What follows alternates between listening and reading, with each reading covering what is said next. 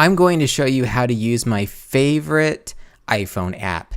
But this app doesn't just work for the iPhone, but it will work on Android as well. So if you're not an iPhone user, that's okay. You can still use this app, and it's pretty amazing. The app is called InShot, and when you first open it, this is the screen you'll see. There will be 3 circles there, one for video, one for photo, and one to create a collage. And I'm just going to show you how to use video because that's where you're going to get the most value out of this app. So let's go ahead and click video and open it up.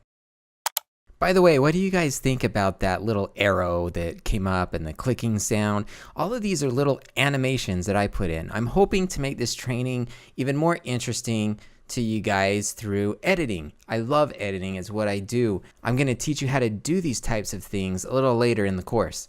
But for now, we'll hop right back into InShot and I'll show you how it works. When you click on that video button, it will open up the videos that are on your phone. Right now, these are the videos that I have on my phone. It's some video that I shot of a product for a friend of mine, Allison Prince, so that people can get an idea of exactly what the product is like. By the way, this is the same product that was in the tutorial before this, the one where we talked about how to shoot great video using a phone. Okay, hang on a minute.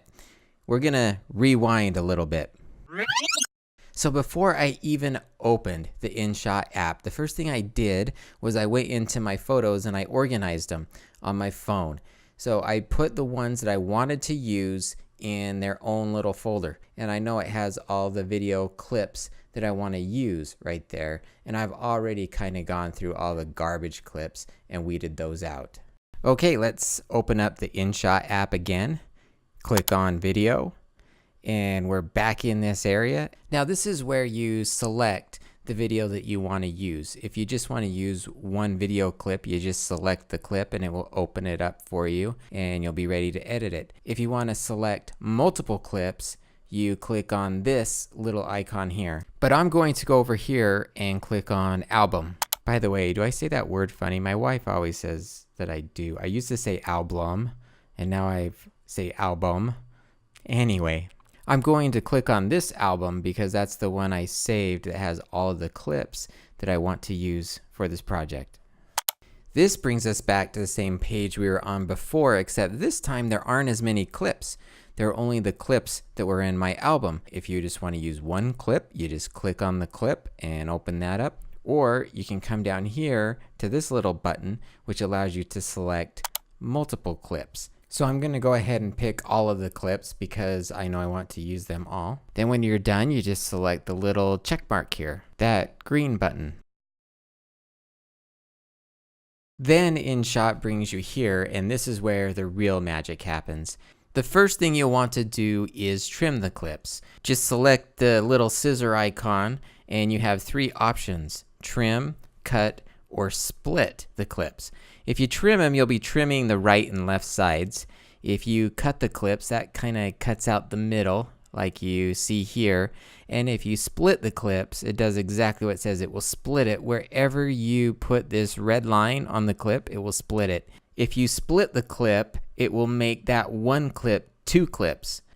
Let's say, for example, I wanted to create some slow motion on just the last section of that clip. I would split the clip and add slow motion just on this last section. That's what splitting the clip allows you to do, things like that. Because once you split it, it becomes 2 individual clips instead of just 1 clip. I use the trim tool more than any other tool. In fact, for your first video, I recommend you stick to the trim tool. I've about finished up my first edit here, and once you finish it, you select this little check mark and it will bring you back to this screen. You can scroll over to your next clip and start trimming that clip. To scroll, you press your finger on that timeline and just move it back and forth. So you scroll to the next area that you would like to trim, then you just select the scissor icon again and trim your next clip. And just do this until you've trimmed all of your clips. So if you touch the timeline instead of press your finger on it and scroll through it, you'll come to this menu. These clips along the bottom, you can move those and it changes the order of the clip. So you can decide which of your clips will be first in your video, which will be second, and so on. You'll notice some of the tools that were in the last menu are also in this menu. You can get to the trim menu from here. You can change the speed of a clip here. You can rotate it, you can flip it, you can copy the clip, or you can delete it altogether. I also want to call your attention to this area right here. This is where you can decide how loud or soft you want the audio of the clip to be. On this project, I turned the audio all the way down because I didn't want to hear any background noise. I'm just going to put music in it. So now that we've trimmed all our clips and picked the order that we wanted them in, it's all ready now to add music. To add music, you just touch this little note right here and it will give you 3 options. The first option will allow you to put music in the video. The second option is for sound effects. And the third one will let you do a voiceover if you need a voiceover for your video. In this video, all I need is music. So I'm just going to select the note. There are a few options here. You can choose music from an artist who has contributed music to InShot. And typically, if you do pick this, they ask you to give them credit for it. So just be aware, and also be aware of any licensing restrictions. You may have to look into that a little if you select this option. I would just go with InShot because you can use that in your projects and you don't have to worry about giving attribution or giving anybody credit. A little later in this course, we'll go in depth on music and what music you can and can't use. And for now, just choose InShot. It's the easiest thing to do. For this video, I'm going to select this song called Journey 1. As soon as I select the Use button, it will pull it into my project. Notice InShot makes everything pretty easy. They give you instructions there on how to adjust the volume, and you can do things like fade in, fade out the music. So basically just put it in your timeline, make it the right length, and you're done. It's that easy. The next thing I want to show you is this filter tool. It's pretty awesome. When you go into the filter, you can add filters. You can put an effect on it, or you can adjust it manually. So there are a lot of options here for really enhancing the color in your project. What I like to do though is I like to adjust it manually. I'll go in, usually lighten it up a little bit, then I'll boost the contrast and boost the saturation a little, and I'll be done. Now take a look at this. On the left side, there are multiple check marks. On the right side, there's just one check mark. The one check mark will save the color change I made to just this single clip. However, the multiple check marks will apply that change to every single clip in my project, which saves a ton of time.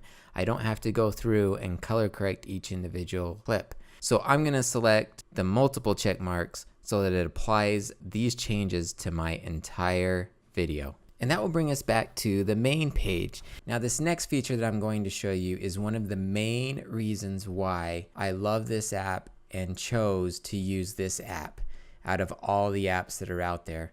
This feature will allow you to change the size of your video. There are a lot of different places where you can run your video. Facebook, YouTube, Instagram, on a website, multiple places, Amazon. There are so many places where you can run your video, and each site will have a little bit different aspect ratio. For instance, sometimes it's better to run videos that are square on Facebook because it's easier for people to watch it when their phone's vertical, and so the video will get more views. So there are all kinds of reasons why you will want to change the size of your video, and this area helps you do that, and it makes it look really nice as well. And you'll notice as I scroll through here, if I do pick something that's square or something that the video does not fit in, it puts a border around it, a white border, and you can change that in the app, and we'll visit that right after this. So I'm going to make this video square, and then I'm going to click on the multiple check mark so that it applies it to the entire project. Once again, you can apply it to one clip or the entire project. At this point, your video is actually done. This is really all you need to do, and then you can export it and you're ready to go. But I want to show you a few other things that are really going to help you enhance your videos, make it stand out a little more, and maybe give it a little more character. Remember how I said you could change the background? Well, we're going to do that now. You just need to select this little background icon and it will bring you into this screen. There are a number of different backgrounds you can choose from. I'm going to just throw this one on here, and notice it just changed the one. It's because I selected the one check mark instead of multiple. When I select the multiple check marks, it will apply that background to the entire video. So be careful of that. Those multiple check marks and the single check marks are found throughout InShot. So if you want to apply it to everything, make sure you hit the multiple. Now, doesn't that look kind of cool with those different colors? I mean, it really doesn't go with this video. I'm going to keep this video white, but depending on your project, this could be pretty slick background. Next, I'm going to click on the text button and add a little text. You've probably seen in your own Facebook feed a video that has text on the top and bottom. Well, this is one way to do that. In fact, it's very simple. Once you type out what you want, you can move the text anywhere on the video. Now, this is really cool. I cannot believe they have this in an app, but look at what I'm doing now. I'm adjusting where I want the text to begin and end on my video. So it doesn't have to be throughout the whole video, and I can change it through the video as well. Okay, now take a look at this. You can see where my playhead is. As soon as it passes that blue, the text disappears. So if I make it longer like that, it will be through more of the video. Pretty cool. These were things when I was in college that could only be done in a professional software package. Now you can do it right on your phone. Okay, the last thing I'm going to show you before we export is this button here, stickers. Check out all these cool icons you can put on it before you export. I did a video for one of my friends, and when I looked on her Facebook page, I saw one of these buttons on it. At first, I didn't know where it came from, and then I saw it in InShot. She took a button just like this, a Facebook like, put it on there, and it really drew attention to the video, telling you, hey, like my Facebook page. So that's pretty awesome that you can put these little things on it as well. And if you look at the bottom, there's a yellow bar there that lets you determine how long you want it on your video, just like the text. By the way, you can have multiple icons. InShot stacks them just like that, so you can have more than one icon on the screen. And you can choose how long you want those icons to be there. So what do you think about those stickers? Pretty cool, huh? I'm not going to use them for this video, but I would for sure use them for other things that I do. But this video, I'm going to keep it simple. In fact, I took the background off there, and I'm just going to do a 16:9. I could actually upload this on a website just to show the tray and the beauty of the tray.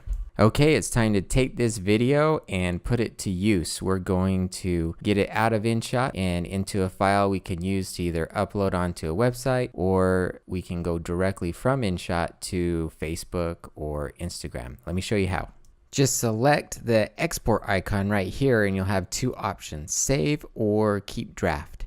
Save it will save it to your phone. Keep draft will keep it in InShot. So right now I hit save and it's processing the video. After it processes the video, if you're like me and you're using the free version, it'll show you an ad and then it will bring you to this area. It says it's saved, and now you can decide where you want the video to go. Do you want it to go to Instagram, WhatsApp, Facebook, YouTube? There are all kinds of options here. There's even an other option. If you click the other option, it opens up this window on your phone and lets you send it pretty much wherever you want. If you want to upload it to Dropbox, you can do that this way. So now that it's all edited and exported, let's take a look at how it turned out.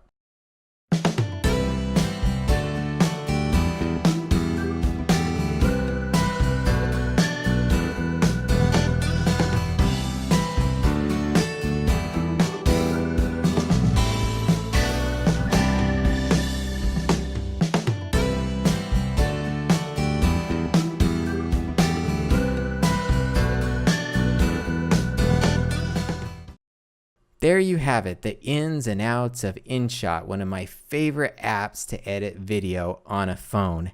And remember, I'm using the free version, so the free version is very powerful. Thanks for watching this tutorial. Can't wait to see you in the next one, where we'll talk about even more ways to help your videos stand out.